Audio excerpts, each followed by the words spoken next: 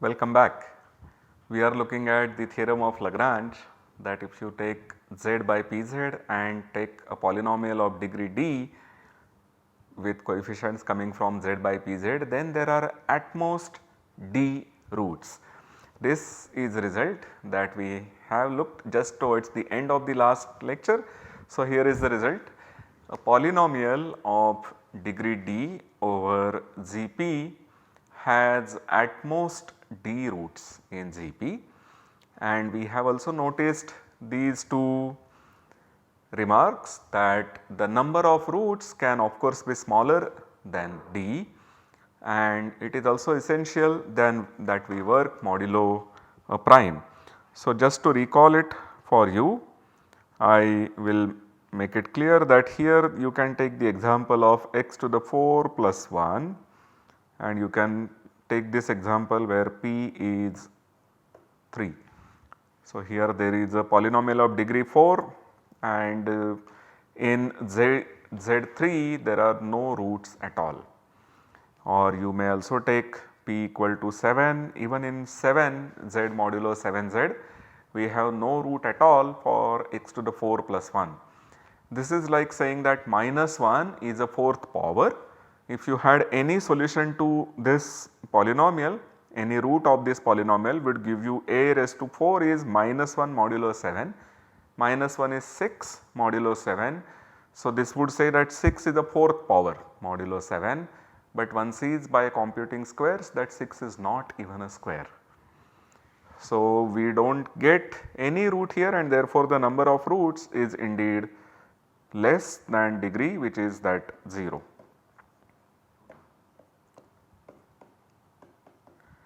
Whereas, if you do not work modulo a prime, and then we have seen that x to the 2, which is x square minus 1 modulo 8 has 4 roots. So, this number is bigger than the number of degree. This is your number of roots, and the d here is 2, which is less than 4, which is the number of roots. So, to have Lagrange's theorem, it is essential that you work modulo a prime and not modulo a composite number. So, let us go about proving this result. The proof is not very difficult, it is quite easy, but before we prove this, let me just remark one thing. So, suppose I start with a polynomial f of degree d. So, what we have is, we have it to be x a d x to the d plus a d minus 1 x raised to d minus 1 plus dot dot dot a1x plus a0. This is a polynomial that we have, and assume that we have some element in Gp, then fx minus fa is x minus a into gx, where g is a polynomial of degree d minus 1. This is something which holds in general. This is because what we have is that we have fx, which is given by this formula, and then fa would be also given similarly. You will have AD a power d plus a d minus 1 a power d minus 1 plus dot dot dot plus a1 a plus a naught. So, recall here that these ai are taken as coefficients, they are elements in Gp. There is no relation between ai and a, that is something that we should not forget about. So, when you take the differences, you will look at AD x power d minus AD a power d, and this can be written as AD x minus a into a polynomial if in degree d minus 1. Similarly, you will have this the difference of a d minus 1 x minus a into a polynomial of degree d minus 2. So, what we are really looking at this point is that x to the I minus a to the I is x minus a, x raised to I minus 1, and then you have some terms here, and finally you will have a power I minus 1. This is the polynomial that we will look at. This is the polynomial which is x power I minus a power I upon x minus a. So, combining all these polynomials for different degrees will give you the polynomial gx. This is what we get. So, the most important thing for us from this point is this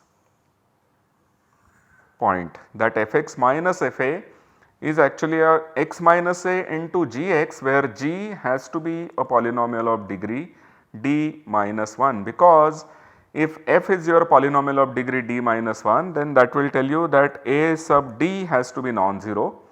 This is not equal to 0, and it is the same coefficient that you are going to get here when you look at the d minus 1 coefficient, it is the same coefficient that you have. So, g is also a polynomial of degree d minus 1. This is the most important thing that we need to remember. So, fx minus fa is x minus a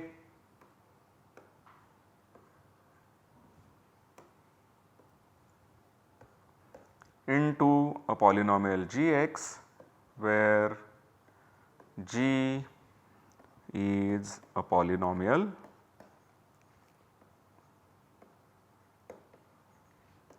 of degree d minus 1. So, we have one less degree for g than the degree of f. Now, so assume that f has a root in Gp, call it alpha. So, we have an element alpha in Gp with the property that f alpha is 0, and then by applying this result where you put a equal to alpha, what we get is fx equal to x minus a into some polynomial of gx, where degree g is d minus 1. This is because instead of fa we will get 0 there. So, this f alpha equal to 0, this is the thing which we put here, and so on this side we get only fx, we do not get fx minus some constant, that constant is 0. So, on the left hand side we simply get fx. So, this is only fx, and on the right hand side we have x minus alpha into gx. So, what this tells us is that whenever we have a root for the polynomial f, then x minus alpha divides the polynomial f. You can actually write fx as x minus alpha into another polynomial of smaller degree. Okay. This is the thing that we need to take ahead from this second slide, that fx is now x minus alpha into gx, where you have f alpha to be 0.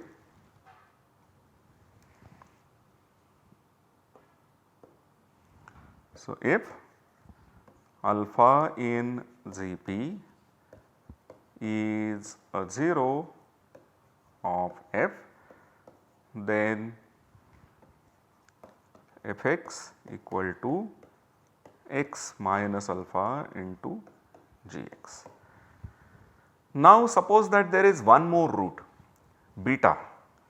So, if beta in Gp, beta not equal to alpha is a root of f, then f beta is 0, which implies that alpha minus beta, or actually you will have beta minus alpha into g beta equal to 0. But since you have that beta is not equal to alpha, that tells you that this is non-zero, and if this is non-zero, what we should get is g beta equal to 0.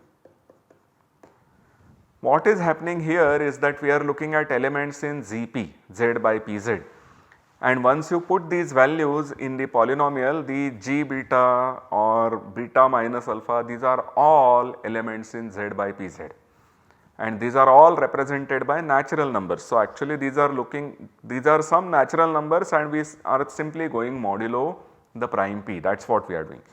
Okay. So, when we say that some product is 0, then it tells us that p divides the product, because something is 0 in Z modulo Pz only means that when you divide by p, the remainder is 0, that means p divides that natural number.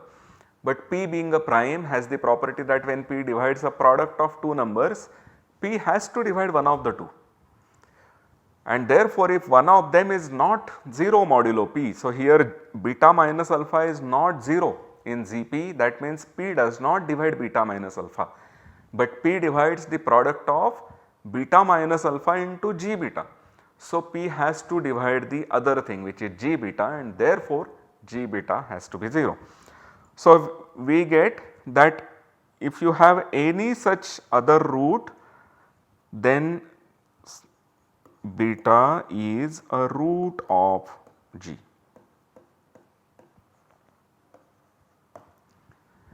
Now, g is of degree d minus 1, and we apply induction hypothesis. We will start our induction with polynomials of degree 1, which are linear polynomials, and those we have already observed that a linear polynomial where the coefficient of x is not 0 gives you a unique root. So, the result is true for degree equal to 1, and then we apply induction hypothesis to the polynomial g. G has degree d minus 1, and a polynomial in degree d minus 1 can have at most d minus 1 roots, together with the root alpha, which might also be a root of g. In that case we will not have to count alpha separately, but even if alpha is not a root of g, you may have to just add that single root. So, whenever you are counting the distinct roots of the polynomial f, you are looking at the distinct roots of the polynomial g once you have taken one root alpha out, and then you add this single root alpha to the list of the roots of g. Okay. So, by induction hypothesis,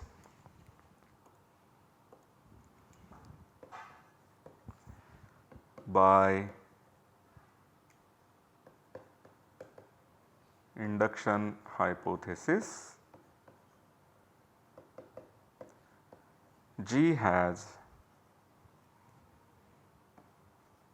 at most d minus 1 roots, and hence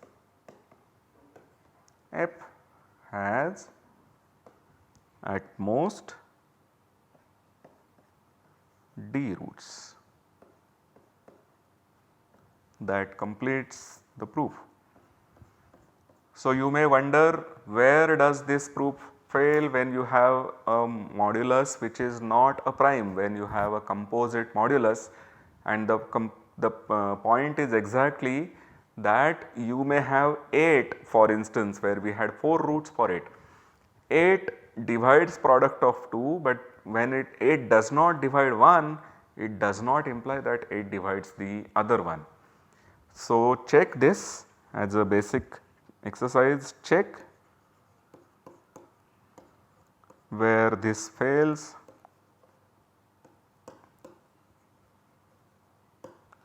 For n equal to 8. Okay, so, we have proved Lagrange's theorem, which says that whenever you have a polynomial of degree d over the z by pz, then such a polynomial can have at most d roots, and when we are saying at most d roots, we are counting the roots distinctly. If the roots come with multiplicity, then of course this number will further go down. But let us not worry about that. There is one very nice corollary of this result. So, let us see this corollary. The corollary says that if you have a polynomial in degree d with coefficients coming from integers, and suppose modulo some prime, you have the number of zeros to be more than d, then p must divide ai for every I. So, first of all we are starting with a polynomial which is defined over integers, or you may also take a polynomial over natural numbers, but integers is more desirable. And then we look at modulo some prime p. So, p is a prime, and suppose that the number of zeros is more than d, then what we should get is that p divides the coefficients for all I. This is the basic statement which we would now like to prove. So, consider the polynomial f tilde by reducing each ai mod p. So, we will have a polynomial f tilde x which is given by ad x power d plus dot dot dot plus a1 x plus a0, but we are looking at not necessarily the ai, but ai tilde, where the ai tilde are congruent to ai mod p, and you may assume that your ai tilde are between 0 to p. So, we now have a polynomial over Zp, we have a polynomial over the set z by pz, and here by our assumption we have more than d roots. This is what we have seen, that there are more than d0.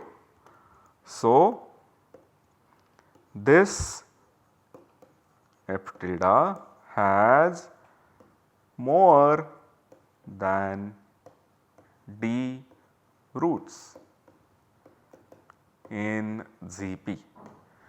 So, what is going wrong? Lagrange's theorem told us that whenever you have a polynomial of degree d, it can have at most d roots. It seems that here we have a polynomial of degree d. We have this polynomial ad tilde x power d plus the next coefficient will be ad minus 1 tilde x power d minus 1 plus dot dot dot plus a1 x a1 tilde x plus a0 tilde. So, since we have a polynomial of degree d, it should have at most d roots, but our assumption says that we are getting more than d roots. So, what must be happening is that the hypothesis in Lagrange's theorem must not be satisfied. So, there are many the hypothesis has many parts. Let us go from the last part. The last part was that we are working modulo a prime. That is certainly true here. We are looking at the prime p and we are working modulo p. So, that is alright. Then we go further and we see that the hypothesis says that you have a polynomial of degree d. Somehow this must not be true. But clearly we have something of the type ad tilde x power d plus dot dot dot. How does a polynomial of degree d look if not like this?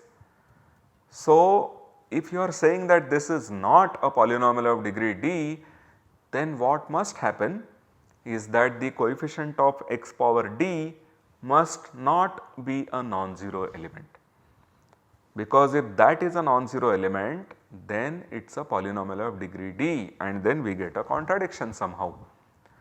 So, the ad tilde should not be 0, should not be non-zero, ad tilde should be 0, which means that p will divide ad tilde, but ad tilde is congruent to ad modulo p. So, p will divide ad.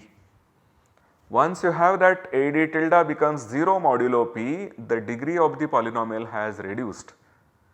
And if any ai tilde had been non-zero modulo p, you would get a polynomial of degree smaller than d, and again the fact that the number of roots is more than p, d would give you a contradiction. So, what must happen therefore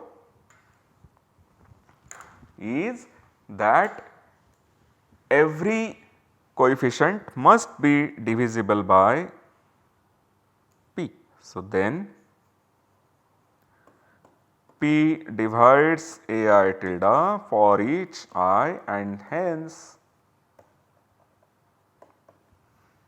p divides ai for each I. The only way a polynomial which is defined over natural numbers has more than d roots over a prime p will be where the polynomial when reduced to z by pz gives you a 0 polynomial, and that would happen exactly when the prime p divides all the coefficients of the polynomial, and that is what we have. So, the corollary says that if you have a polynomial of some degree d and modulo some prime you have more than p roots, d roots, then the prime p should divide all the coefficients of the polynomial f. We will, this is a very pretty corollary, there are many nice applications of this. We will see some of these applications when we go to assignments, but right now I will go ahead and prove one small result which is called Fermat's little theorem. This is also pronounced as FLT, this is also short formed as FLT, but this is not that famous FLT which was the Fermat's last theorem, this is the Fermat's little theorem. What does this theorem say? The theorem says that if you have any non-zero element in Gp, then raising that element to the power p minus 1 will give you 1. That is a very remarkable. You take any prime, just compute p minus 1, and then for any non-zero number, for 0 of course you raise it to any power and you are going to get 0, you will not get 1. But if you raise any non-zero number to the power p minus 1, then you will get only 1, you are not going to get any other answer. So, let us see one basic proof. There are several proofs of this. If you happen to know group theory, then there is a quick proof which would come. The proof, if I can just tell you orally, would be this, that the integers coprime to p form a group under multiplication, because when you have a and b in Gp and both a and b are non-zero, then the product is also non-zero. Written in other way, whenever AB is 0, then A is 0 or B is 0 modulo P. So, if you are taking both A and B to be non-zero, the product is going to be non-zero. Therefore, the set of the natural numbers from 1 to P minus 1 is closed under the product taken modulo P. Whenever you take product of any two, you get it to be a non-zero element. So, it is again an element from 1 to P minus 1, and this is a group because every element has an inverse, and then the order of this group is p minus 1, and this is a basic fact from group theory that any element raised to the order of the group will give you 1. So, that tells that a power p minus 1 is 1 modulo p, but since we are doing number theory, there are some nice number theoretic proofs. So, consider the set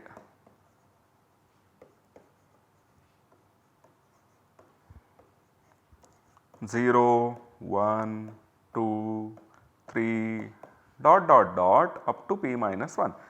You will immediately recognize that this is nothing but Gp with respect to addition and product modulo p. This is the set Gp that I have listed. Further, since A is not 0 and it is an element in Gp, what we get is that Ai equal to Aj for Ij in Gp gives I equal to j. You can cancel A from both these sides. So, this tells you This tells you that AI is congruent to AJ modulo P, but since A and P are co-prime, you can simply cancel A from both these sides and that will give you that I is J. And therefore, if I write the elements A into 0, which is actually 0, A into 1, A into 2 dot dot dot all the way up to A into P minus 1, then I am going to get once again P elements. The cardinality of this set is equal to P. We are going to get different P elements. So, thus the non-zero elements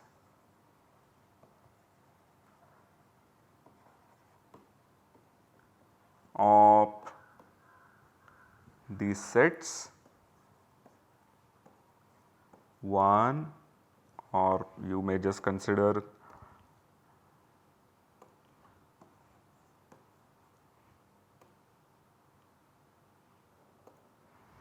you will have the sets I where you have 0 less than or equal to I less than P and A into I.